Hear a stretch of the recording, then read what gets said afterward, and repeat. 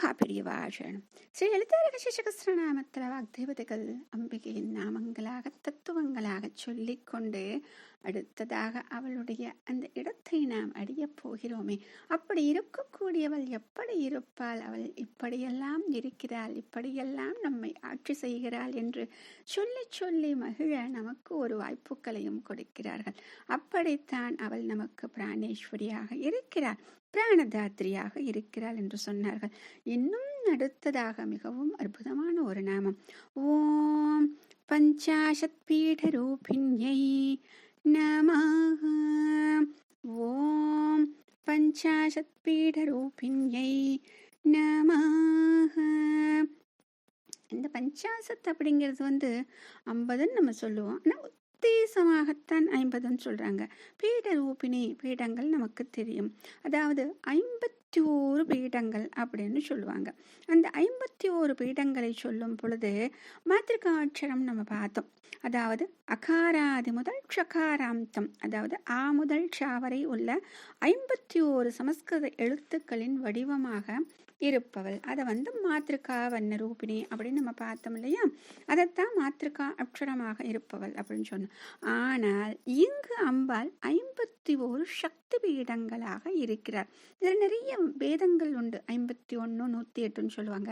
ஆனால் இது அழகாக ஆதாரமே நமக்கு கிடைத்திருக்கிறது, 51 சக்தி பீடங்கள் என்று.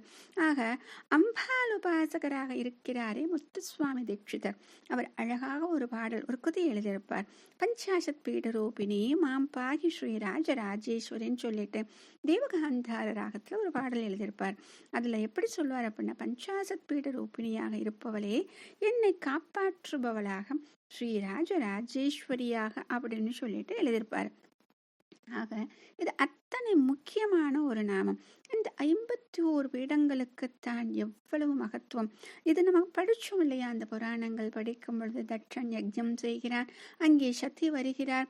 இங்கு தட்சனின் மகளாக தன்னுடைய இந்த சரீரம் வேண்டாம் என்று அந்த சரீரத்தை விடுத்துவிட்டு பரமேஸ்வரனுடன் யோகமாக கலந்து விடுகிறாள்னு பார்த்தோம். அப்ப அந்த சரீரத்தை பரமேஸ்வரன் என்ன செய்கிறார், தன்னுடைய தோளில் வைத்துக்கொண்டு அப்படியே தாண்டவம் நாடிக்கொண்டே இருக்கிறார். கோபத்தால் வீரபத்திரனை வரவழைத்து யாகத்தை விநாசம் செய்து விட்டார். ஆனால் தன் தோளில் வைத்துக்கொண்டு சதியின் உடலை சுற்றி கொண்டே பித்தனாக வைத்து சுற்றி கொண்டே இருக்கிறார். அப்பொழுது விஷ்ணுதான் அதை 51 துண்டுகளாக அதை செய்கிறார். அந்த 51 துண்டுகள் விழுந்த இடம்தான் 51 சக்தி பீடங்கள் என்று சொல்கிறார்கள். அப்படி அந்த 51 சக்தி பீடங்களின் வடிவமாக இவள் இருக்கிறாள் என்று சொல்கிறார்கள். மகாபெரியவா சரணம்.